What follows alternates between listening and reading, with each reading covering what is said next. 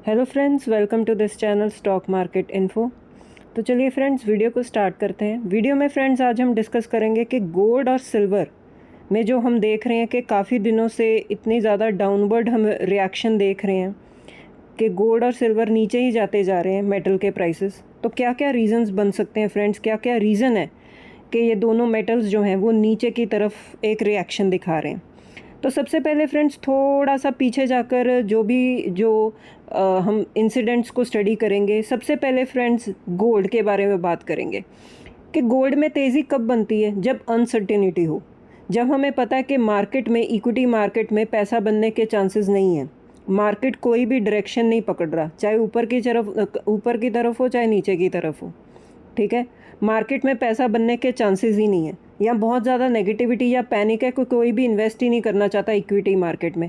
तो फिर क्या होता है फ्रेंड्स, जो पैसा है ना, फंड्स हैं, वो शिफ्ट करते हैं टुवर्ड्स सेफ़र एसेट क्लास।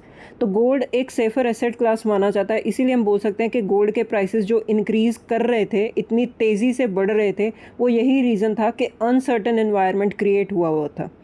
और अनसर्टेन एनवायरनमेंट क्यों क्रिएट हुआ था फ्रेंड्स? टैरिफ्स की वजह से। लास्ट ईयर जो ट्रंप ने टैरिफ्स का ड्रामा खेला पूरा, कि कई कंट्रीज़ पर इतने टैरिफ्स लगा दिए कि इंपोर्ट एक्सपोर्ट वाइबल ही नहीं रहा, इतने हाई रेट्स लगा दिए कि इंपोर्ट एक्सपोर्ट जब वाइबिलिटी ख़त्म हो गई, ठीक है, तो हम इन्वेस्टर्स को लगा कि अब ये तो क्लैरिटी है नहीं है कि टैरिफ्स कितने लगेंगे, किस कंट्री पर कितने लगेंगे, क्या होगा, इंपोर्ट एक्सपोर्ट ट्रेड कैसे चलेगा। तो फिर गोल्ड में पैसा आना शुरू हो गया, तो गोल्ड में हमने तेज़ी बनती दिखी।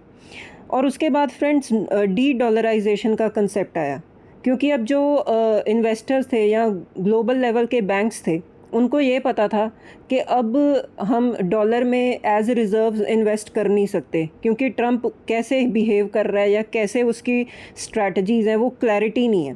पहले हम डॉलर के रिज़र्व्स को एक्यूमुलेट करते थे, ताकि क्योंकि हमें ट्रेड में हम उसकी पेमेंट करते थे, इसीलिए हम डॉलर के रिज़र्व्स को रखते हैं, ताकि हमें जो भी हम पेमेंट करते हैं, इंपोर्ट एक्सपोर्ट की जो ट्रेड पेमेंट्स होती हैं वो डॉलर में होती हैं, इसीलिए हम उसको रिज़र्व्स को एक्यूमुलेट करते हैं डॉलर फॉर्म में। लेकिन जब टैरिफ्स का ड्रामा चला तो हमें पता था कि ट्रेड की कोई क्लैरिटी नहीं है, तो इसीलिए डी डॉलराइजेशन का कंसेप्ट आया। जैसे कि ग्लोबल बैंक्स ने क्या किया कि डॉलर को एज ए रिज़र्व एक्यूमुलेट करना बंद कर दिया और गोल्ड को उठाना शुरू कर दिया, gold as a reserve accumulate करना शुरू कर दिया। सबसे ज़्यादा चाइना ने एक्यूमुलेट किया था गोल्ड। तो ये एक कंसेप्ट सामने आया, जिसकी वजह से गोल्ड के प्राइसेस और ज़्यादा शूट करने शुरू हो गए, क्योंकि जो ट्रेड की क्लैरिटी ख़त्म होती गई, डॉलर के रिज़र्व्स पर, जो डॉलर पर ट्रस्ट ख़त्म होता गया ट्रंप की वजह से, इसीलिए गोल्ड में पैसा शिफ्ट होता गया।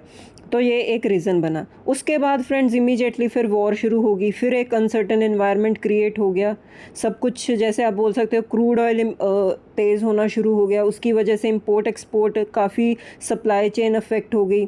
तब भी हमें पता था कि क्लैरिटी नहीं है, इक्विटी मार्केट में पैसा निकलना शुरू हो गया, क्योंकि इन्वेस्टर्स को क्लैरिटी नहीं थी कि यहाँ पर पैसा बनेगा भी कि नहीं बनेगा, तो उन्होंने शिफ्ट करना शुरू कर दिया सेफ एसेट क्लास जैसे कि गोल्ड।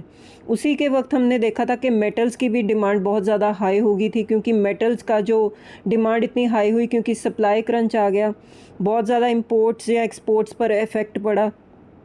तो इसीलिए हम देख सकते हैं कि जो गोल्ड और सिल्वर के प्राइसेस इंक्रीज़ होने शुरू हो गए। अब फ्रेंड्स क्या हो रहा है कि जब सारा कुछ ठीक हो रहा है, वॉर के फ्रंट पर सब कुछ ठीक हो रहा है, हम देख रहे हैं कि क्रूड ऑयल जो अब $75 के भी नीचे ट्रेड कर रहा है, ठीक है ना, तो हम देख रहे हैं कि काफ़ी नीचे आ गया जो क्रूड ऑयल है। उसके बाद वॉर के फ्रंट पर काफ़ी चीज़ें ठीक होनी शुरू हो गई। टैरिफ्स के फ्रंट पर भी अभी ट्रंप शांति बैठे हैं, होपफुली शांति बैठे रहेंगे तो ठीक ही होगा आगे आने वाले टाइम में, हम ऐसा एक्सपेक्ट कर सकते हैं। स्टॉक मार्केट में ऐसा एक्सपेक्ट करना वैसे ज़्यादा अच्छी बात नहीं होती, क्योंकि मार्केट कुछ भी जो है अनसर्टन एनवायरनमेंट क्रिएट कर सकती है। बट एनीवेज आज के टाइम की बात करें तो अब सब कुछ जैसे ठीक होता दिख रहा है, तो प्रॉफिट बुकिंग चल रही है गोल्ड में। तो पहला रीज़न यही है कि प्रॉफिट बुकिंग, कि इतनी ज़्यादा तेज़ी आ चुकी थी गोल्ड में, मेटल्स में, कि अब उसमें अब प्रॉफिट बुकिंग आनी शुरू हो गई है, क्योंकि अब इक्विटी में पैसा बनना शुरू हो गया है। आप देख सकते हो हमारी मार्केट काफ़ी टाइम से अच्छा कर रही है। ज़्यादा तो हम बोल सकते हैं कि टॉप लेवल से अभी भी हम 2200 पॉइंट्स नीचे ही हैं, बट फिर भी हमने ये देखा है कि जब बॉटम हमने टच किया था 23,000 के आसपास, तो उससे तो बहुत ऊपर आ चुके हैं।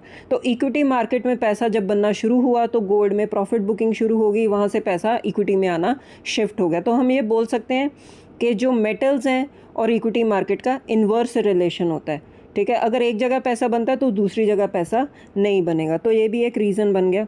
अब फ्रेंड्स अगर सिल्वर की बात करें या मेटल्स की बात करें तो सिल्वर में इतनी गिरावट क्यों आ रही है? जैसे कि आप देख सकते हो कि डॉलर इंडेक्स वो 101 है, 100 के ऊपर का डॉलर इंडेक्स ना जो है वो फेवरेबल नहीं होता मेटल्स के लिए, क्योंकि जितना डॉलर इंडेक्स ऊपर जाएगा उतने ही मेटल्स ज़्यादा एक्सपेंसिव हो जाते हैं, सिल्वर ज़्यादा एक्सपेंसिव हो जाता है। और अगर किसी भी चीज़ का जो मतलब प्राइस है वो ऊपर चला जाए, एक्सपेंसिव हो जाए, तो उसकी डिमांड में थोड़ा सा असर आता है, इम्पैक्ट होती है, डिमांड नीचे चली जाती है। तो सारा फ्रेंड्स डिमांड सप्लाई की इक्वेशन होती है। डॉलर इंडेक्स का बढ़ना मेटल्स के लिए अच्छी बात नहीं होती। तो ये भी एक रीज़न है कि सिल्वर में और मेटल्स में हम देख रहे हैं गिरावट आनी शुरू हो गई है। कुछ फ्रेंड्स वॉर के ख़त्म होने के बाद सप्लाई चेन नॉर्मल हो रही है। पहले सप्लाई चेन रिस्ट्रिक्ट हो गई थी, कुछ भी इंपोर्ट नहीं हो रहा था, तो यहाँ की जो एल्युमिनियम कंपनीज़ थी, मेटल कंपनीज़ थी, उनको पता था कि डिमांड बहुत ज़्यादा है, उन्होंने प्रोडक्शन इंक्रीज़ करनी शुरू कर दी। तो इसीलिए हमने देखा कि जो हमारी मेटल वाली कंपनीज़ हैं, ठीक है, या सिल्वर जो जिनका बाय प्रोडक्ट है, उन्होंने प्रोडक्शन इंक्रीज़ कर दी, उनके शेयर्स भी तेज़ हो गए और सिल्वर भी तेज़ हो गया।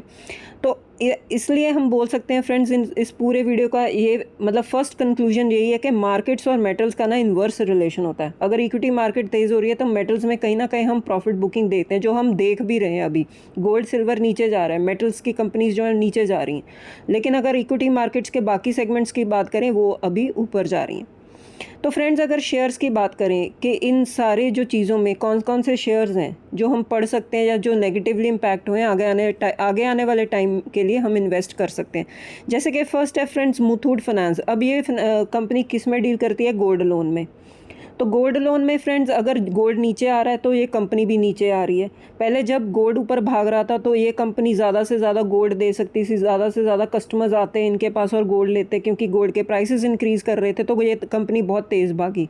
अब गोल्ड में प्रॉफिट बुकिंग हो रही है तो इस कंपनी का शेयर भी नीचे आ रहा है। तो आप इस कंपनी को स्टडी कर सकते हो। अगर आप टॉप लेवल से डाउन है कंपनी, तो अगर आप इंटरेस्टेड हो तो अब इस कंपनी को आप स्टडी कर सकते हो। नेक्स्ट है फ्रेंड्स मन्नपुरा फाइनेंस। सेम यही बिजनेस करती है और आप देख सकते हो कि पिछले 1 महीने का चार्ट पैटर्न डाउन ही है कंपनी। IIFL फाइनेंस फ्रेंड्स, ये भी आप स्टडी कर सकते हो। पिछले 6 महीने का हम चार्ट पैटर्न देखें, काफ़ी वॉलेटाइल रहती है ये कंपनी। तो 15% से ज़्यादा की गिरावट है इस कंपनी में।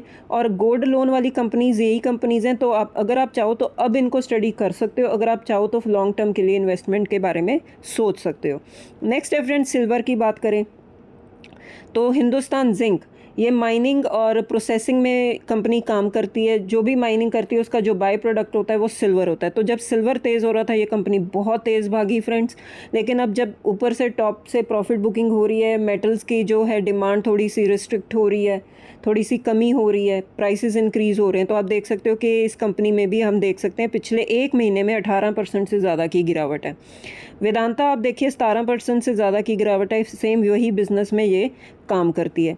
नेशनल एल्युमिनियम कंपनी ये माइनिंग करती है एल्युमिनियम में, आप देख सकते हो पिछले 1 महीने में 17% से ज़्यादा की गिरावट है। सेम फ्रेंड्स ये भी माइनिंग और प्रोसेसिंग में है, मेटल्स में है। जैसे मेटल्स में प्रॉफिट बुकिंग चल रही है, सेम यही कंपनी भी फेस कर रही है। नेक्स्ट है फ्रेंड्स APL अपोलो ट्यूब्स, ये स्टील ट्यूब्स में काम करती है। 1 महीने का अगर चार्ट पैटर्न देखें कि 5% से ज़्यादा की गिरावट इस कंपनी ने दिखाई है। तो ये कुछ कंपनीज़ हैं फ्रेंड्स मेटल्स में, जैसे कि आप देख सकते हो टाटा स्टील भी पिछले 1 महीने में 10% से ज़्यादा का क्रैश है। तो आप देख सकते हो मेटल कंपनीज़ में बहुत ज़्यादा मंदी आपको देखने को मिल रही है। इसी वजह से हम देख सकते हैं कि जो गोल्ड एंड सिल्वर में है, जो हम देख सकते हैं कि मेटल्स में हम मंदी देख रहे हैं। जैसे कि आप निफ्टी मेटल का भी अगर आप चार्ट देखिए तो पिछले 1 महीने में 6% से ज़्यादा का क्रैश दिखा चुका है मेटल सेक्टर।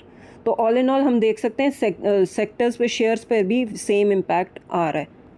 तो अगर आप गोल्ड के ETFs भी देखो तो 11% से ज़्यादा क्रैश है, और अगर आप सिल्वर का ETF भी देखो तो 19% से ज़्यादा का क्रैश है। तो हम देख सकते हैं कि जो प्रॉफिट बुकिंग चल रही है, मतलब ज़्यादा से ज़्यादा अब देख सकते हो आउटफ्लो हो रहा है। एम्फी का डेटा भी हमने शेयर किया था फ्रेंड, डिस्कस किया था, जिसमें हमने देखा था कि बहुत ज़्यादा आउटफ्लो हुआ है ETFs में, गोल्ड और सिल्वर में। जब तेज़ी से पैसा बना तब मतलब लोगों ने पैसा डाला और उनके प्रॉफिट्स भी बने, लेकिन अब हम देख रहे हैं कि टॉप लेवल से जब जैसे जैसे डिमांड कम हो रही है, अब इन सेक्टर्स में प्रॉफिट बुकिंग चल रही है। तो जाते जाते फ्रेंड्स एक बार MCX का भी जो है चार्ट देख लेते हैं, जैसे कि इस जो MCX एक्सचेंज पे क्या होता है, कमोडिटीज़ की ट्रेडिंग होती है। तो जब कमोडिटीज़ बहुत ऊपर लेवल पर ट्रेड कर रही थी, मेटल्स बहुत हाई थे, तो ये जो शेयर था बहुत ज़्यादा टॉप पर गया था फ्रेंड्स। और जैसे जैसे मेटल्स में अब प्रॉफिट बुकिंग चल रही है, डिफरेंट रीजंस हैं जो हम डिस्कस कर ही चुके हैं, तो आप मतलब इस कंपनी का शेयर भी देख सकते हो, पिछले 1 महीने में 14% से ज़्यादा का क्रैश है। तो ये ऑल इन ऑल फ्रेंड्स मैं बताना चाहती हूँ आपको कि गोल्ड और सिल्वर के क्रैश होने से कौन से जो शेयर्स हैं वो अब इम्पैक्ट हुए हैं, टॉप लेवल से प्रॉफिट बुकिंग हुई है। अब आप इन शेयर्स को अगर आप चाहो तो लॉन्ग टर्म इन्वेस्टमेंट के लिए स्टडी कर सकते हो, क्योंकि बहुत हेल्दी करेक्शन हुई है। आने वाले टाइम में हो सकता है और भी करेक्शन हो, हम मार्केट को टाइम नहीं कर सकते।